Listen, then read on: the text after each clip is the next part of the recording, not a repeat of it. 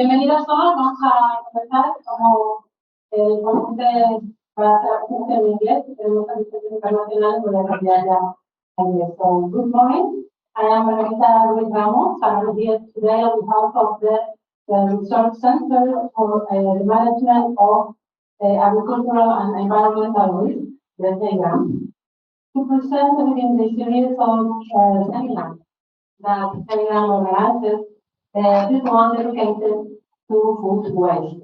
And this is a very relevant topic in the context of climate emergency, because reducing post-harvest waste can help to alleviate the increasing pressure on crop production, on food production, and by climate change and by population dynamics. So for this purpose, it is my pleasure to welcome to the Ocean Foundation, represented here by Martin Clark, founder of the Ocean Foundation, who will be giving us a few words about the activity of this foundation to fight climate change while protecting oceans. And we are very happy to have you today. And also we will have some collaborators of the foundation, Megan and Soren Siemens, that will speak briefly about food waste in the European Union.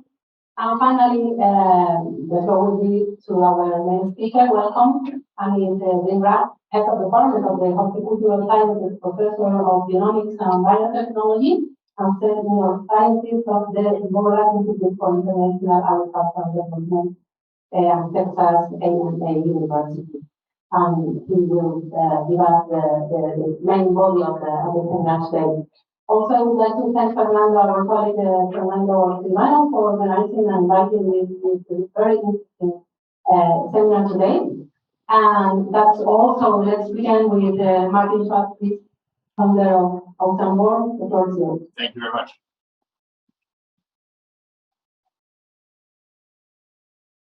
Thank you very much. Pleasure to be here. Thank you for coming. Especially to you, thank you very much, and Fernando, of course, for organizing. We started the Ocean Foundation about 2.5 years ago, really with a view of fighting climate change and primarily focusing on ocean health and ocean regeneration. The ocean plays an incredibly important role, of course, in climate change and the fight against climate change, and is one of the most underfunded areas in the fight against climate change and in the context of the Sustainable Development Goals of the United Nations. And so for us, focusing on the ocean as a way of focusing on climate change was really the key and really the niche that we wanted to focus on. It's a foundation that doesn't rely on donations. We didn't want to have a model where we were relying on fundraising every year. And so what we've done within the foundation is created a number of commercial activities, of which 100% of the profits go to the foundation. It allows for a longer-term sustainable revenue stream for what we do, and allows for an endowment to the foundation that creates longevity and investment foundations. And then in terms of our grants and our financing, the foundation is really set up in a way to be completely agnostic as to whether we provide grants, whether we provide loans, or whether we provide equity. To us, it's all about accelerating projects that really advance the fight against climate change. And so whether it's an equity investment like we've made in Ripe Labs, or it's grants like we give to a variety of other projects and foundations, we use this integrated finance approach to accelerate other people's projects and make sure that everybody is having the maximum supported impact possible as we go to fighting climate change. So incredibly pleased to be here, very privileged to be in such an illustrious group, and look forward to the rest of the seminar. Thank you. I'm sorry that I will repeat because I was far from the speaker, and I just want to make sure that everyone that is online also pays attention to the few words I said. Every minute, we have to consider that 1 million people could be fed with the amount of food that is wasted worldwide. And that is around 6,000 tons of equivalents of CO2 that are emitted. after all the food has been produced, it is just wasted. So we cannot feed people, and at the same time, we are having a big negative impact on the environment. So Megan will explain now. Second time's the charm. Wonderful. Thank you, Fernanda, for that context, and thank you, Martin, for the introduction to Oceanborn Foundation. I'm here just to present a little bit of additional context, kind of connecting the work we do at Oceanborn, fighting climate change while protecting the ocean, with the topic of today's conversation, food loss, and the present reality in the EU. I do, before I start, want to thank my colleague, Soren Zimmer. He's not able to be here today because he's in the middle of exams, but a significant amount of research that went into this event was done by him. So shout out to you. Apologize for the formatting. Just to set the context for today, when we talk about food loss and food waste, what are we referring to? I imagine many of us are familiar with this idea of food waste, but that term specifically refers to food that is fit for consumption, but gets discarded at the retail or consumption phase. That might be peaches that don't get sold at a grocery store because it's not quite, pretty enough, or that celery that you have in your refrigerator that you eat for weeks and weeks and it shrivels and then you throw away. So food that makes it to the retail stage but doesn't get consumed. Whereas today we'll be talking about food loss. This refers to the food earlier in the supply chain that gets discarded as a result of issues in production, storage, processing, and or distribution. These terms do get used interchangeably, but just at the beginning to clarify what is food loss, what is food waste. When we look at food waste within the European Union, here we can see some research done from a 2019 paper. You can see on the right-hand side, that circle represents total food available, and the section that's dark gray represents the amount that actually gets wasted. So you can see it depends on food type. Today we're talking about, let me see if I can get today we're talking about fruits and vegetables here in the middle. And you can see that for fruits, 41% of total food available gets wasted. For vegetables, that number is even higher, 46%.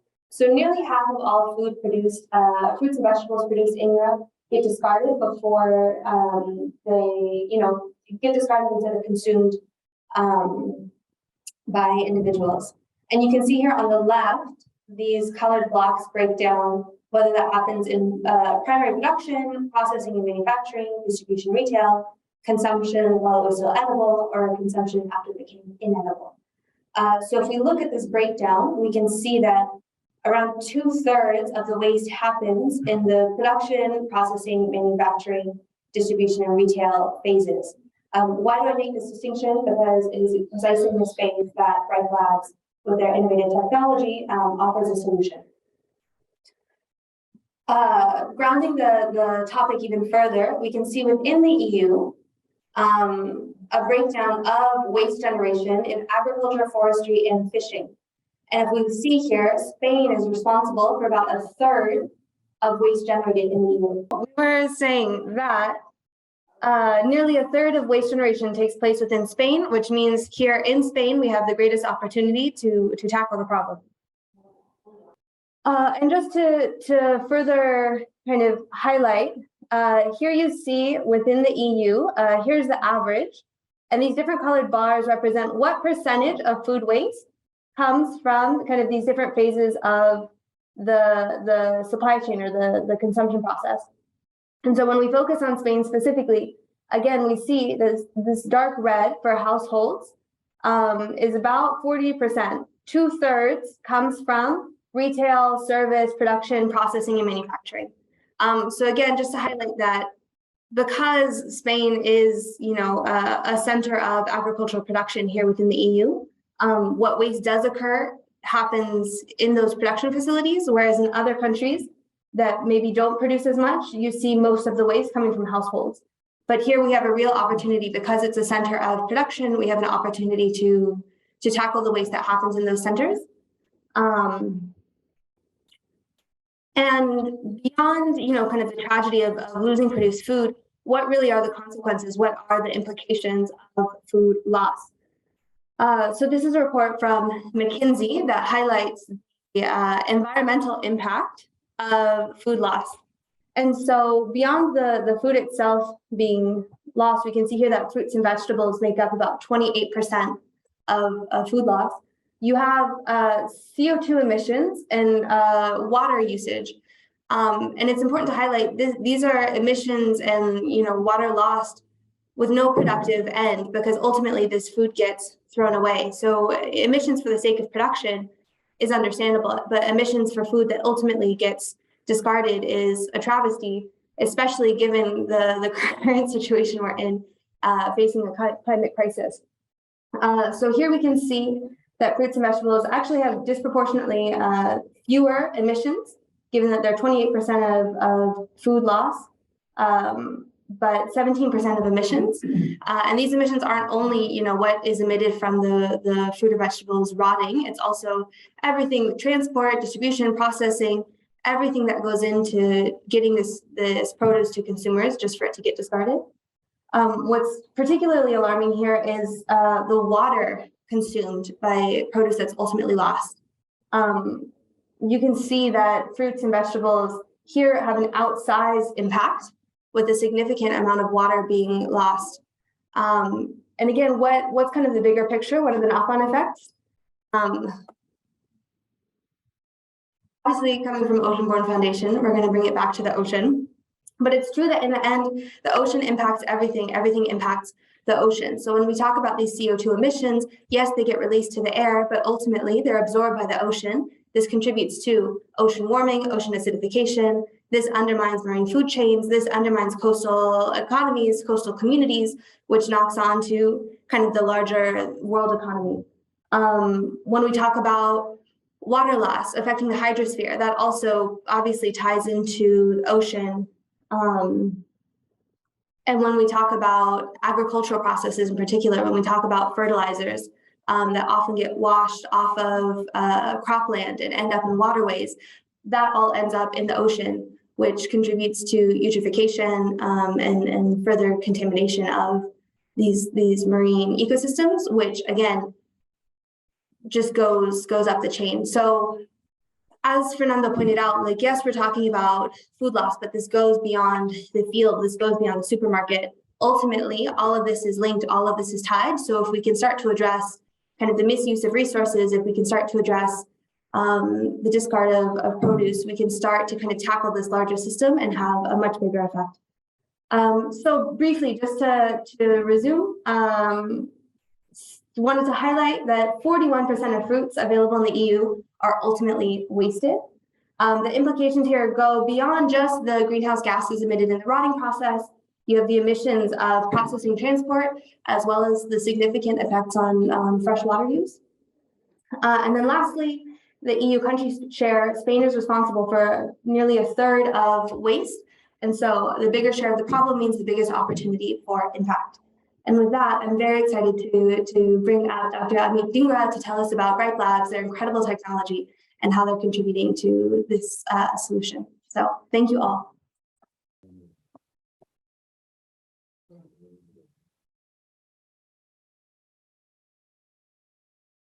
Okay, all right. Well, good morning, good afternoon. Sorry, it's already afternoon. I don't know what time zone I'm in, so I'm a bit confused. But first of all, I'm very honored to be invited to present today. Of course, one more time, right? Yeah. Okay. Well, once again, good morning. Sorry, good afternoon. I wanted to make sure my script is the same, even if I'm repeating this. I'm very honored to be here. Thank you so much for being here. I think we are all sharing this concern about the environment, about culture, about what's happening to our weather. And I'm very, very grateful that I could be present in front of you today. I'm going to build up my talk today from a perspective of a researcher. Why I do what I do, because all of us have our personal motivations, professional motivations. But I just want to take you through some of the research I've done. I do realize that this is a mixed audience. I will not go too deep into the science to bore you, because I have about 30 minutes to share what I'm going to talk about. I'll start with my department head role, basically just introduce to you what we are doing in this area. After that, I'll follow up a little bit with my entrepreneurial work, which also includes my role as Chief Science Officer at Ripe Labs. Thereafter, a few slides about my research, new technologies, new approaches that I've developed with my team to counter some of the issues of food loss and food wastage. And then finally, of course, I'll talk about Ripe Labs, and then a few final thoughts in the end to share with you. In the next 30 minutes or so that I've been given, I do want to acknowledge two people in the audience. One is, of course, Fernando, who's really been very kind to host me and made all the arrangements. Thank you, Fernando, for that. And also, I'm very grateful to the Ocean-Born Foundation for having me here today and supporting Ripe Labs, because it connects a lot of the things I do as well. And the second colleague, who's my collaborator, who I've met for the first time, this is how science works sometimes. Esther, back there, we have published some work together, and we've collaborated for many years, but never had a chance to meet. We were in the same state. Sometimes that's how life goes. So, of course, thank you very much, Martin, for all the support as well. Of course, it will not work now. Oh, okay. There we go. Since I'm from Texas, we don't use regular caps. So I wear many hats. One of them is that of a department head. And I just wanted to briefly give you some idea of how our worlds connect together. So Texas horticulture industry is worth $60 billion to the economy every year. And some of our major industries are fruits and vegetables. Controlled environment horticulture is becoming a major industry. Of course, wine production, which a lot of people don't know, is becoming very big. In fact, the most important cultivar is Tempranillo, which is a Spanish cultivar. And I did do some tasting last evening. I would say that they're equal. Don't be offended, but they're equal. Then, of course, the massive industry is the green ornamental industry, the floral industry, landscape. And then pecans is a traditional nut grown in that whole Texas, Mexico area. So there are some half a billion acres of native pecan trees that grow in that area. And Native Americans used to utilize that as food source. So this is a major area. And of course, we use all these different approaches, reading different types of omics to do research, physiology.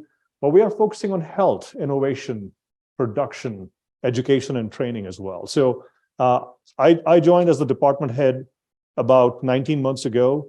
And as I've worked together, we've developed a mission which is focused on sustainability, wellness, and food security, because we are all working very hard, professors, scientists, we are working very hard to pass on everything to the next generation. So we really need to be able to go in that.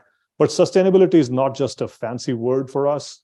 I believe that the economic viability of our food systems has to be there.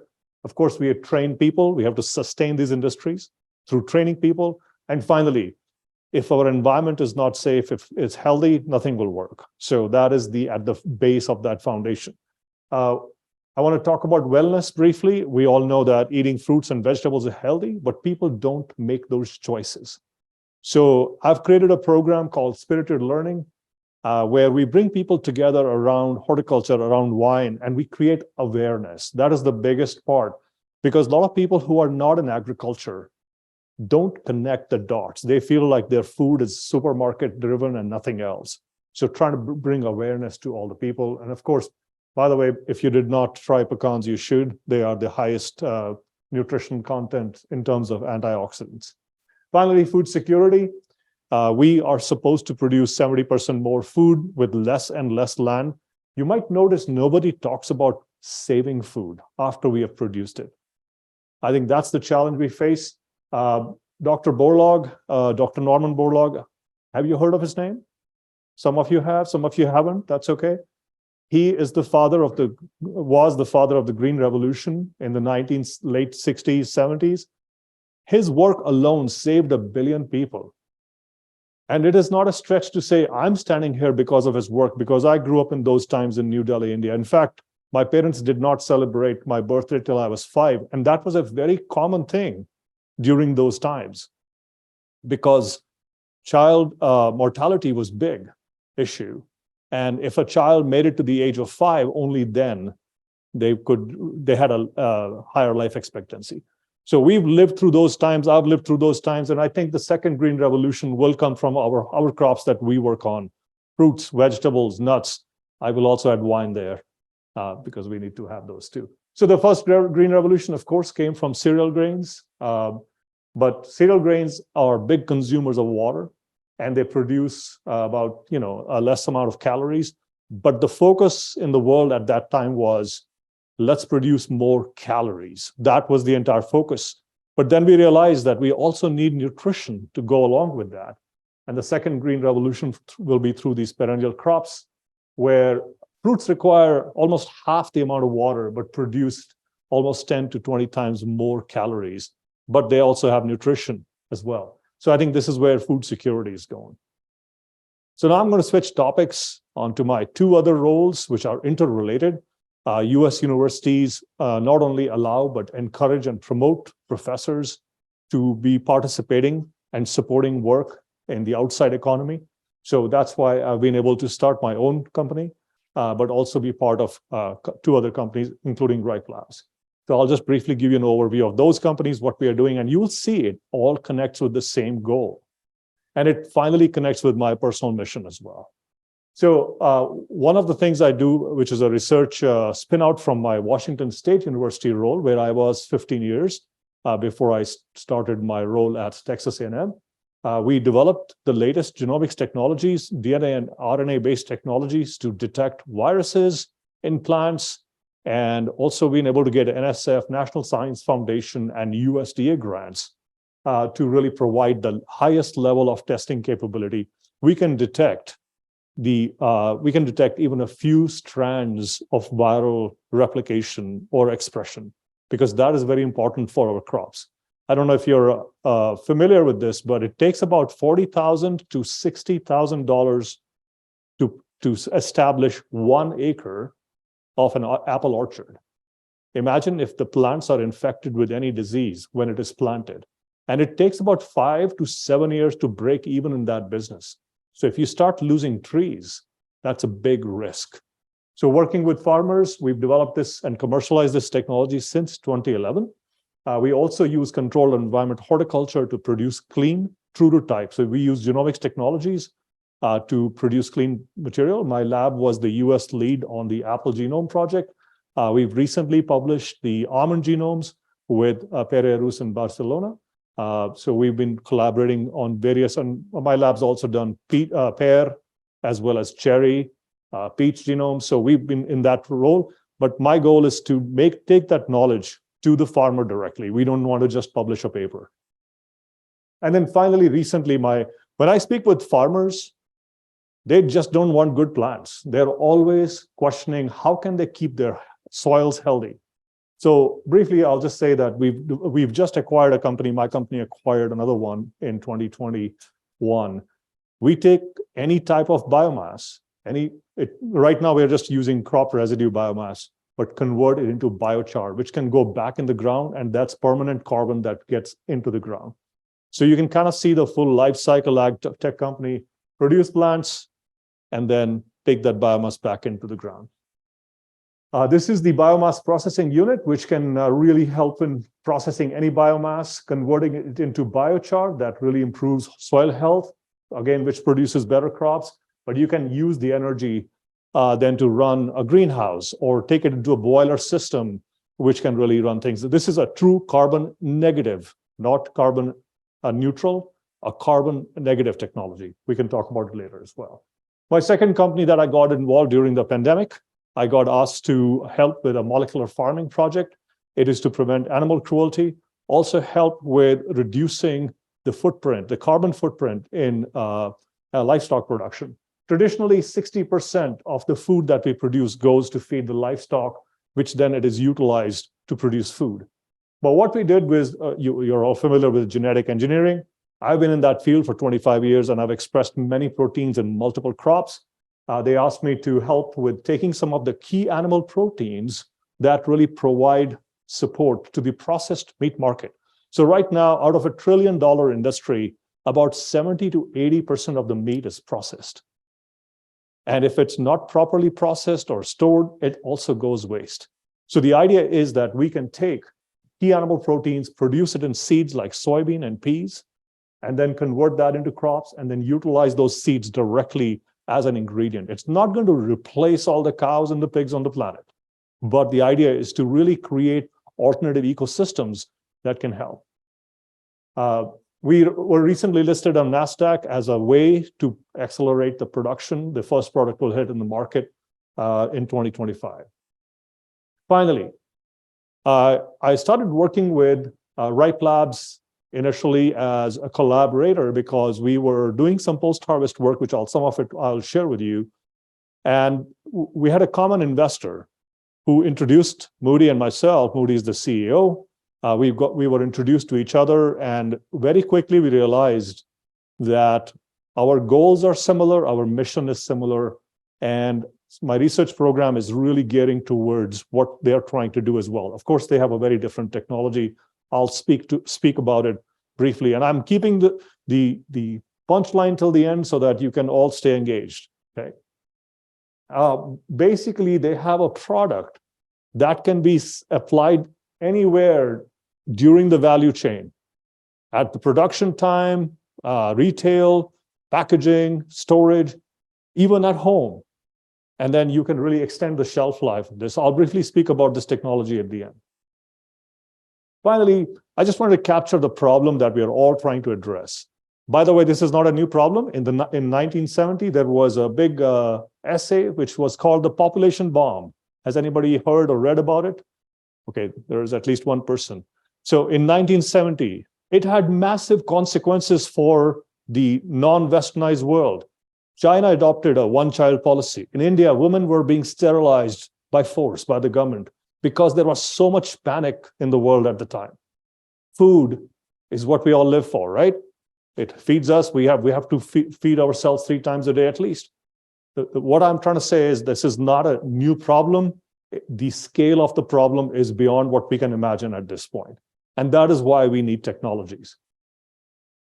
So my research program, I'm going to switch gears a little bit. My research program focuses on producing nutritious food in abundance sustainably. This is not a new slogan. I started my research in 2006, but the foundations of those for this mission had been coming together from my upbringing in India, as well as in the circumstances I ended up coming to the US through a Rockefeller Foundation fellowship. So this has been ongoing. For the scientific background over people here, I focus on plastid biology, increasing carbon capture, improving fruit quality, and preventing food loss and food wastage.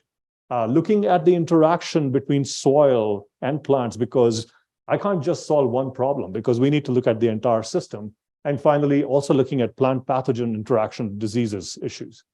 So if I were to just capture what Megan was talking about, food loss and food waste, so I work in all these areas, both through my research program as well as through my outside engagements. So food loss is, of course, before the product reaches our homes, our refrigerators, or even the shelf.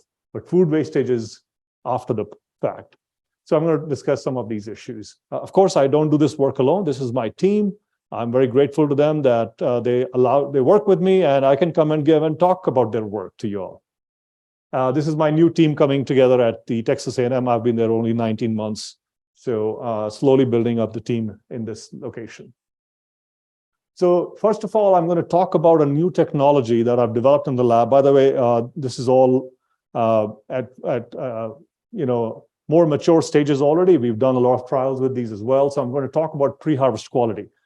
In a nutshell, we apply this technology on the farm.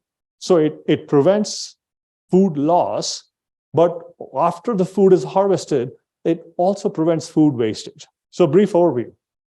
This is the work of 3 of my graduate students, and June is currently at Texas A&M with me. She doesn't like to be photographed, so that's why she's given me this. So these are some of their publications and patents. You look at all the vibrant colors in nature, right? Flowers, fruits.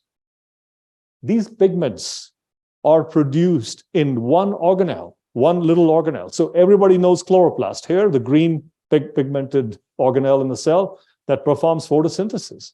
Well, when the fruit matures or leaves senesce, it all turns into what we call as a colored plastid or chromoplast. So a proplastid, which is the foundation thing in the seed, can become a chloroplast or a chromoplast. And these are other storage organelles where oils, fatty acids, tannins in wine, tannoplast, these are some of the places where everything is happening. Where I'm trying to take you is, this is the key organelle where some of the major metabolic processes are ongoing, which contribute to quality, which contribute to consumer preference. And yet, the research on understanding what type of proteins and metabolism happens in this organelle is only limited to the green cousin, chloroplast only. So my lab actually focuses on these other non-green plastids. We've done this work. This goes back to my PhD days, actually. And I'm so fortunate that I continue to work on this. So we've actually found a novel pre-harvest technology to prevent food loss. So in the chloroplast, we can protect these light capturing antenna and photosystem 2 with a molecule called as glycine betaine. Some of you may have heard that name. It's a very old molecule.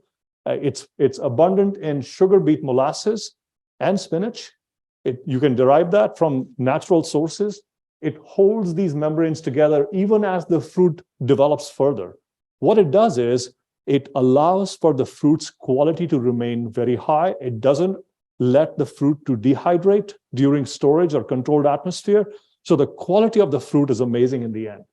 Some of the applications, and if anybody is interested in the scientific details, I'll be happy to share the papers. Aroma, color, consumer appeal, because we've seen that pears treated with this fruit remain green after 6 months of storage, whereas the controls start becoming yellow in 2 months in storage. They remain firm as well, and we've done these trials multiple times.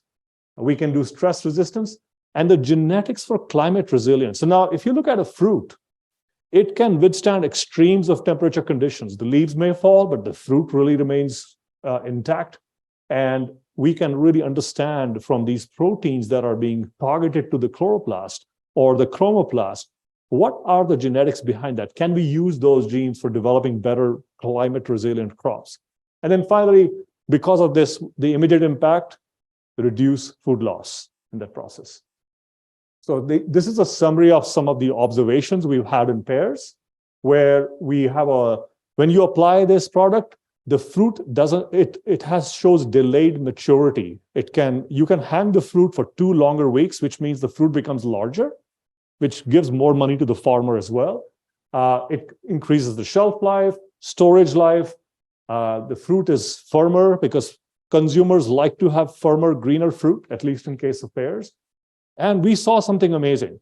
In 4 months, most of the pears will develop internal browning. You have to throw away that food. But with this, we can extend that by 2 months, not 2 days, 4 days, 2 months. And it's an organically certified product. And I know that there's a lot of people who would like to use natural compounds for that purpose. So switching topics now, I'm going to talk about a second technology that prevents food waste. This is also related to the ripening process. And I just want to share that ripening of fruit is exemplified by apples, tomatoes, bananas. We all think about ethylene when we think about ripening.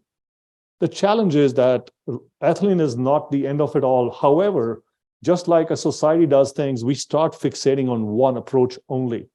There have been indications in literature that there is an other underlying mechanism that can help in the maturation of fruits. So this is what this technology is about. Again, I want to acknowledge the lab members who contributed to all the publications and the body of this work and patents around this. So in late 80s, early 1990s, this molecule called as 1-methylcyclopropene was discovered by scientists in North Carolina State University. And this was very timely because around that time, the apple industry in the United States was plummeting. The red delicious apple was something that people were starting to hate. It was mealy. The experience was bad. It looked amazing. It looked like shiny red apple, but the minute you ate it, it was bad.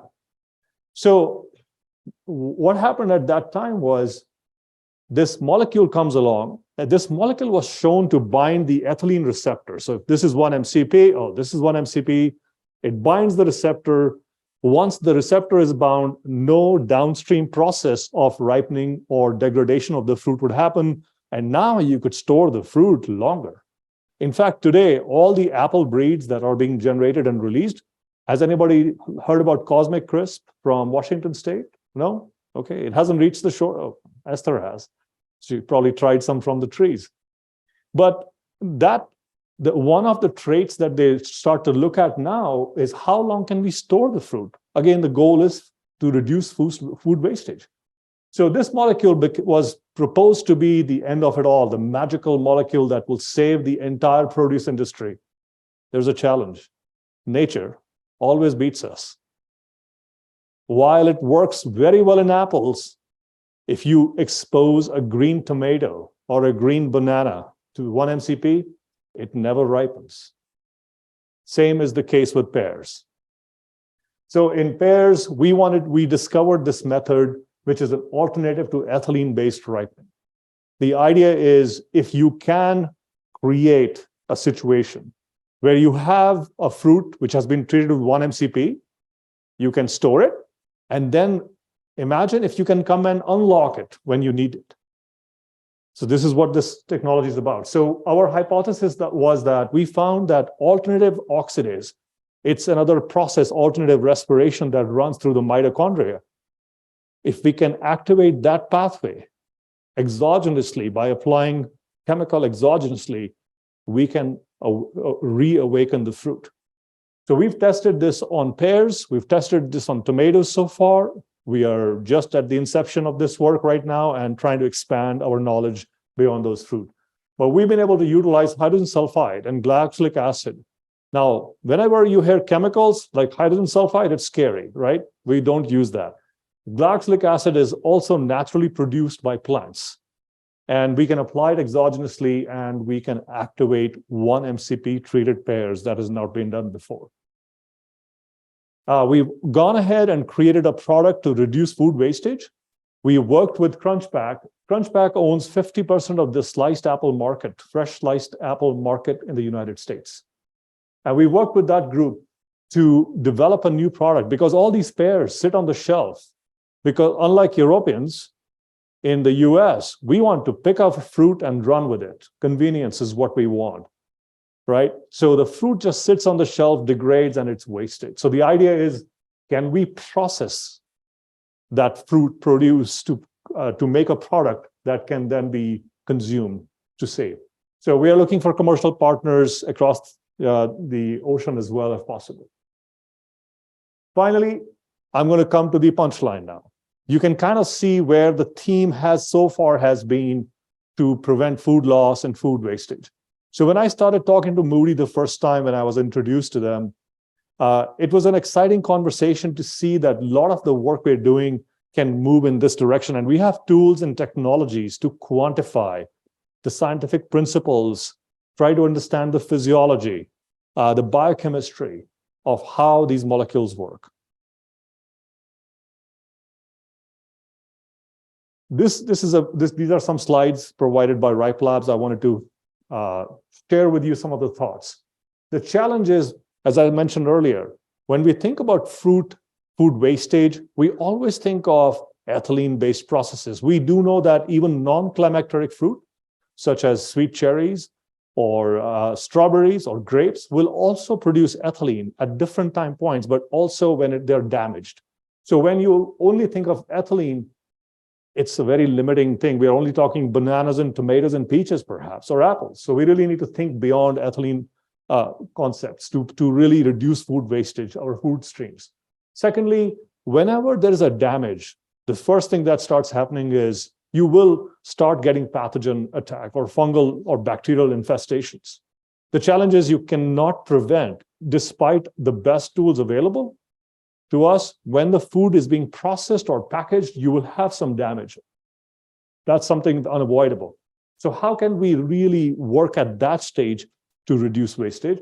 And then finally, there's some natural, when we store food, these damages can cause oxidation. You might have seen some brown spots on your apple on the outside or peaches. And then, of course, you can put some coatings, but not all fruit surfaces they're not as smooth as this floor, that the coating will be uniform. So there will always be challenges with that. So I think the Ripe Labs technology is really one of the best solutions. Of course, I'm a bit biased. We are still testing it, but this provides a very good protection. So let me just talk a little bit about that. We can utilize this product anywhere during the value chain, during harvest, during distributor, retail, consumer. These are some of the quantified losses of food during the entire value chain. But the primary target is during distribution. We're also evaluating approaches where we can apply these products right after harvest, because we've seen that that can really have a lot of effect at the end of the value chain. So that's the other mindset change. When we have a solution, it doesn't need to be applied at that point, just like I showed you in my first technology. A pre-harvest application provides post-harvest benefits. Similarly, some of these technologies can be moved back towards immediately after harvest so that you can have benefit throughout the value chain. So what are these compounds? Of course, I'm not going to be able to share with you the chemical nature of these compounds or their names, but let me just explain the principle. So plants are known to produce volatile compounds. These could be essential oils or other compounds that are signals to fight or prevent the growth of other microorganisms. There's a very well-known system like allelopathy, you may have heard. Plants will produce chemicals that they don't allow other plants to survive. Similarly, that's the same kingdom, but in this case, it's cross-kingdom where a plant would produce volatiles that will then suppress the fungal and bacterial infestation. So there are some concepts known around that, some mechanistic aspects known about that. What Ripe Labs is doing is we identify the ingredients in that essential oil and find out which ones of those will prevent the growth of certain strains of fungal and fungi and bacteria. So it's a very specific evaluation. And then finally, it's the delivery method.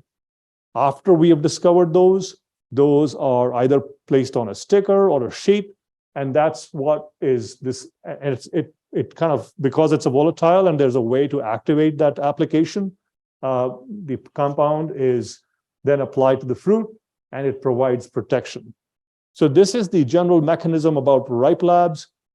Just wanted to share that this is something that probably has been used in homes in the past, but not without any knowledge. We are bringing the science to that whole practice. And I think this is such a sustainable, generally regarded as safe compound-based approach. And I'm not going to say that this is the only approach that will save food wastage, but I think it will take a combination of multiple technologies to do that.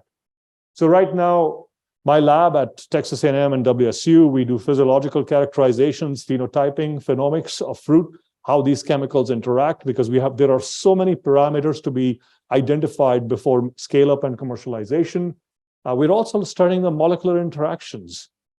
Why do we do that? We have to always go back to understand, how does the plant respond? What are the mechanisms? Because with that, we can, when we breed our next generation of crops, we can also start activating some of these things or some of these defense mechanisms within those plant systems as well. So this will take, this is an ongoing method approach that we are all on and trying to provide that resistance. So I'm very excited to be part of this organization because it is really trying to focus that when my daughter grows up and she has children, she has access to good food. And I know that people of my age also think the same way, because as you get older, you start forgetting about yourself, but you start thinking about the next generation.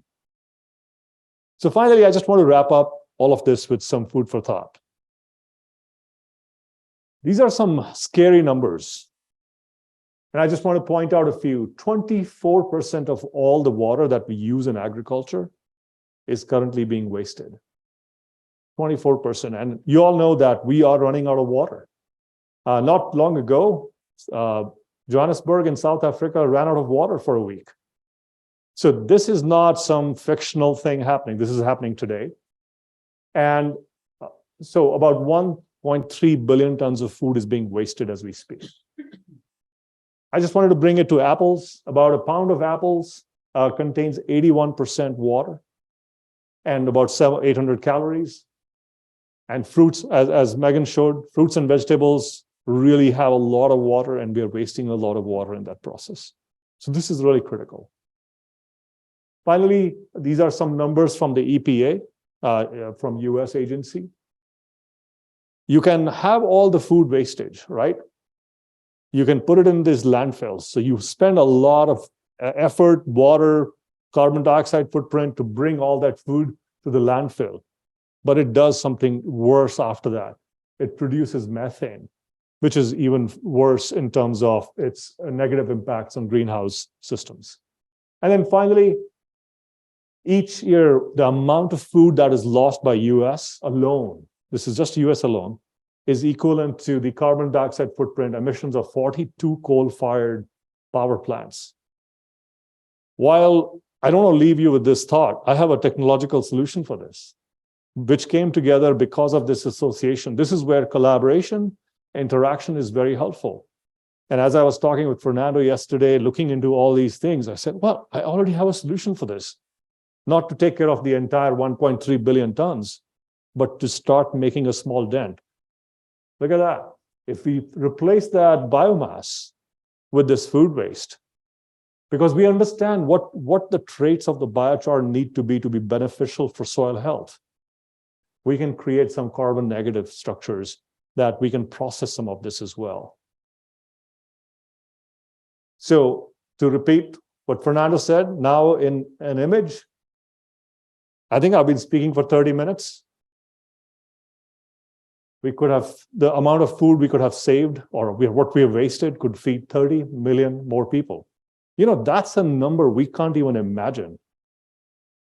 30 million people, it's like $1 million. I don't know how much is that. I've never seen it, right? Similarly, I can't think about how many is 30 million people. We don't know it because it doesn't affect us directly. We don't see it, but it's really happening out there. And of course, you can multiply by 30 by 6, that 100, you know. Did I get it? 180,000 metric tons of CO2, which is, I think, about 6,000 cars or 60,000 cars. That's the right number, I think. So just to give a thought about all of this. Now, finally, coming back to this great balancing act, it never talks about the saving food that we're producing. So how do we really feed the world? We save and recycle. I think that's where we need to go. With that, I just want to acknowledge all the funding that has come to my research program to support some of the work that I've shown you. I'm always interested in collaborations, and any people interested in, you know, visiting the lab or working together. And really want to thank you for your time today.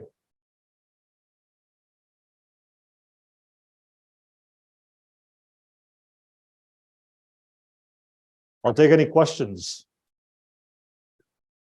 Thank you so much, Dr. Dhingra, Amit. We are almost friends since yesterday. Yes. And we didn't even start with the one, with the Chinese.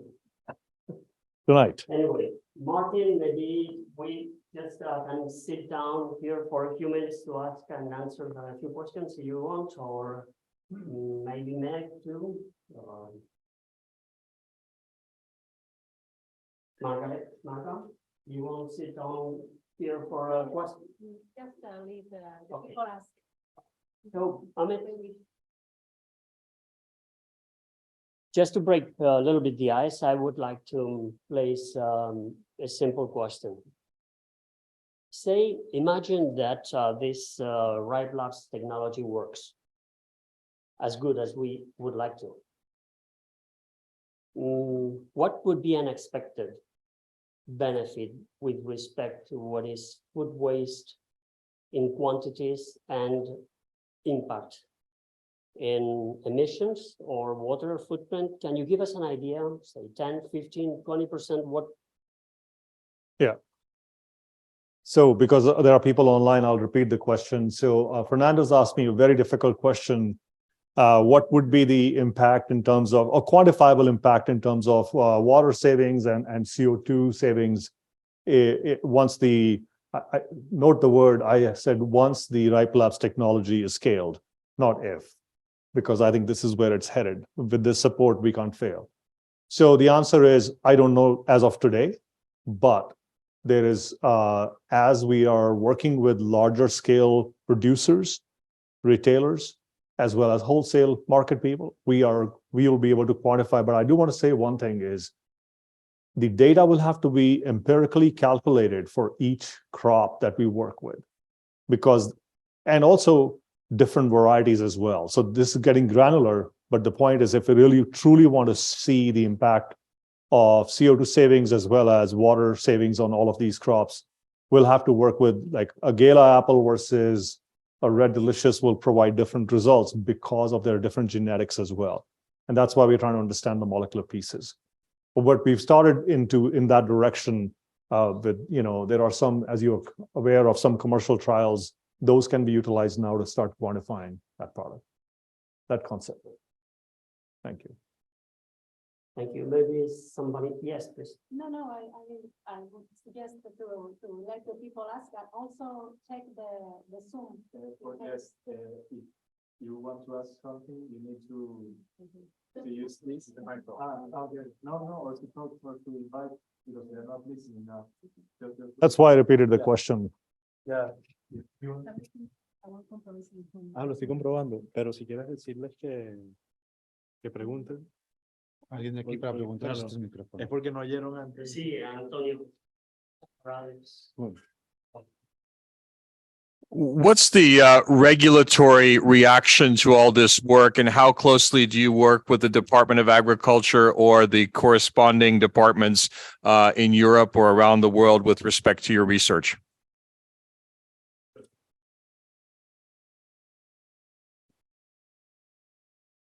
So the question about regulatory aspects, a lot of the compounds that I work with are already on the GRAS database. So that is the other advantage of moving forward. But for example, I showed you about Molex Science recently. That's a completely different concept outside of my research per se, or Ripe Labs. But in that particular case, USDA has given approval for the first product. So there is a process to go forward. Of course, we will work in those frameworks. And I would also say, Alex, one more thing is we may have to change those regulatory frameworks given the realities of our food systems eventually. And we as a society get to decide that eventually. But right now, all the work that I've shown you, Ripe Labs, as well as the research I'm doing with a couple of compounds, those are already on the GRAS list, generally regarded as safe. Of course, there's a dosage part we should all be aware of, right? You can't have too much of glycine betaine or too much of anything. So a great question. Thank you. I think Antonio had a question back.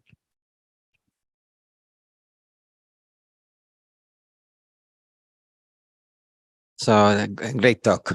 So I have a couple of questions. So sorry that I will move more to the scientific part. So the first question related with you have some macrobiota or metagenomics data related to the impact of the biochar on soil and on plant microbiota. So how it, and also the different biochar that you can just use, how this is impacting on or the differential microbiota of the soil.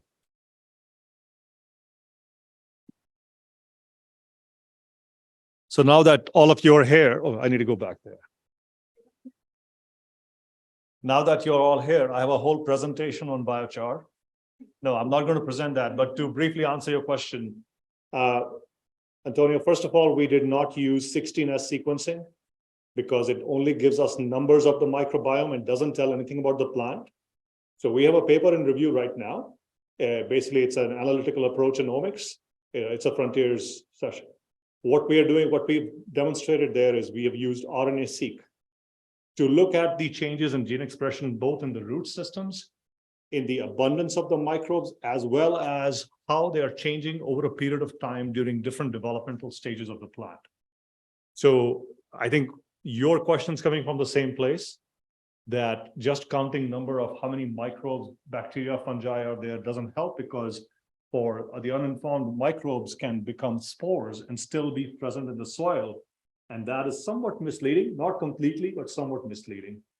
And so that's one answer. The second is not all biochar will produce the same results, because based on the biomass, you can produce completely different type of biochar. And in fact, there are some studies where hardwood-derived biochars produce bio-oils that can, as you can imagine, if you put oil on crops, on roots, you will deprive them of oxygen, and that can be detrimental. So there has to be a certain type. I'm happy to speak to you about the paper, the approach that we've taken. Maybe you're reviewing it, who knows? And happy to share those results. We have seen increases in yields, quality of multiple crops that we've tried this on already. In fact, I started as a complete skeptic of biochar in 2015 to a point once I understood what it is. I think there's a great tool available to us. And for those of you who don't know, it can reduce the amount of fertilizer and irrigation by 20 to 30%. So you can save water, you can save the petroleum-derived fertilizer, and then quantify what the CO2 gains would be from that. Any other questions? Yes, 1 second. Thank you. Thank you for you here. Thanks for the very interesting and comprehensive talk. I'm not coming from this research, so I have a curiosity because about the pests and diseases. Some of them attacks from insects and so on, the plants respond, I guess, with some producing some compounds, some maybe polyphenolic compounds that have strong antioxidant effect. So it can be very healthy to eat those fruits of those products. Is there research going on to maybe know how to put that in value or manage that in the farm, or is just, I don't know, we are not looking at that? So let me understand the question. So just to understand the question, you're saying that polyphenols are produced when, say, let's say an insect attacks a plant, polyphenols are produced as a defense mechanism. Yeah, no, that's fine. Other compounds, let's say polyphenol as an example, and that is healthful for human consumption. And I think your question is, are we looking into polyphenols or similar compound, increasing those compounds for health and nutrition? Is that?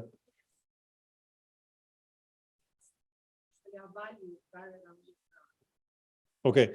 Well, the question is the attack from pathogens and pests is valuable rather than as negative. Well, I think the challenge is personal story. When I was 13, 14, I was the person who used to pick all the vegetables and fruits from the farmer's market.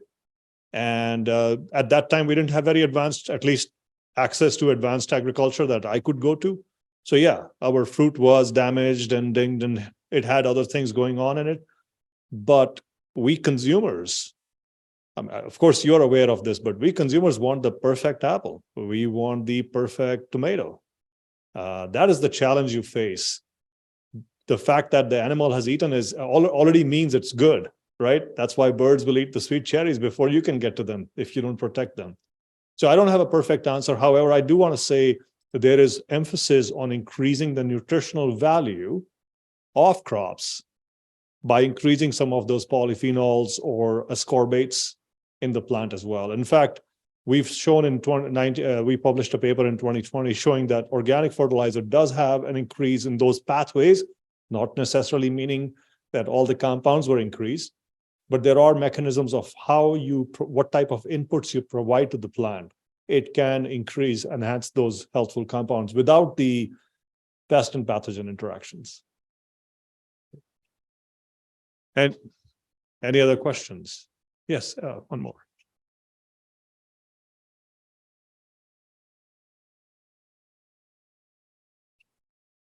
So the second question. So related is more or less related also with this previous question. So what is the impact of some of your new compounds on the natural, for example, in climateric fruits of the natural maturation and the quality of the nutrients? Because you are saying that we want the perfect apple, but at the same time we want to have the perfect apple with the best nutrients content. So how do you address this with this very interesting approach that you are performing?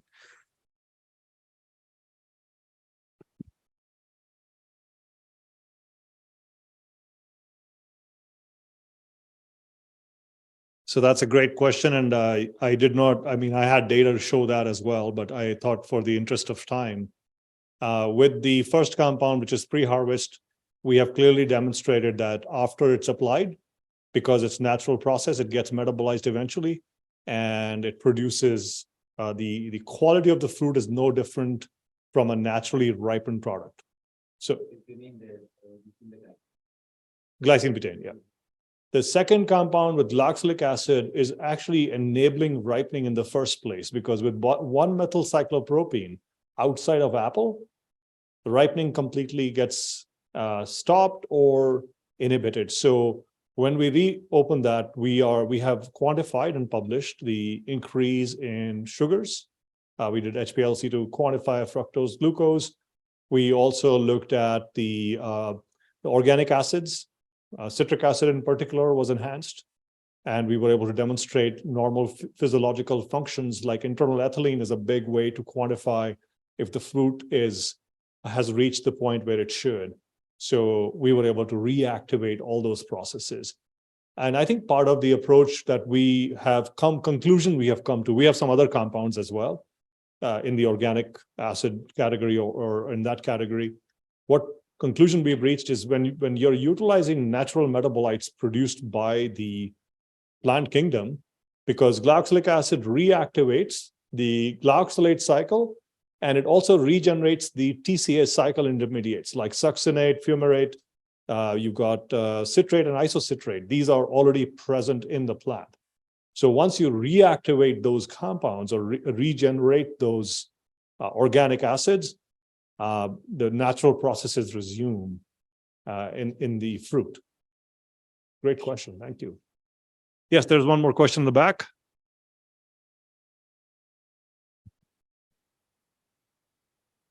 Thank you. I have just a quick question, which is maybe outside the spectrum of your research, but more about how much of the food waste is wasted and not put back into the cycle, basically of composting. How much of that waste is incinerated and not going to improving soil fertility?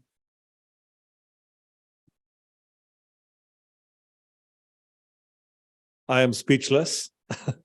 Not because it's outside the spectrum, it's an extension of what we're doing. So I don't have quantifiable numbers.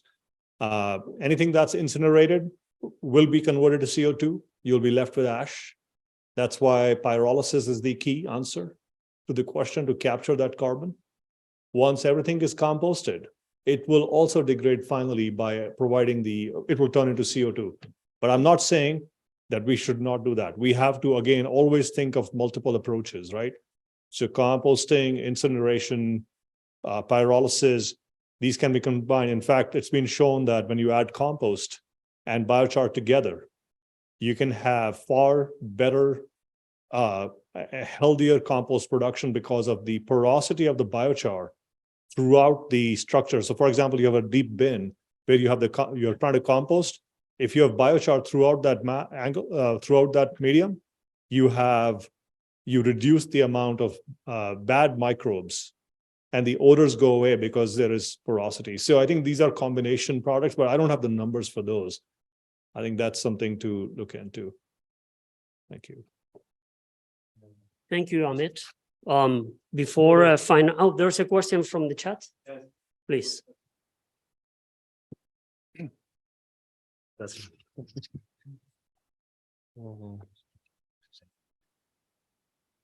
Vale. Bueno, ya le digo. Gracias. The question is from Monica, And she asked, considering the global scale of the meat and dairy industry, what collaborative approaches or partnerships in RIP labs pursuing to drive systemic change and tackle food waste in these sectors? And additionally, she wants to know, how does RIP labs plan to leverage its expertise and influence to encourage broader industry adoption of waste reduction practices? Thank you. So I think everybody in the room heard the question. So I'll answer the first one in terms of how do we plan to create broader application. I think the demand's coming from the consumers, right? More and more awareness. We talk about, Fernando and I were talking about the concept of awareness.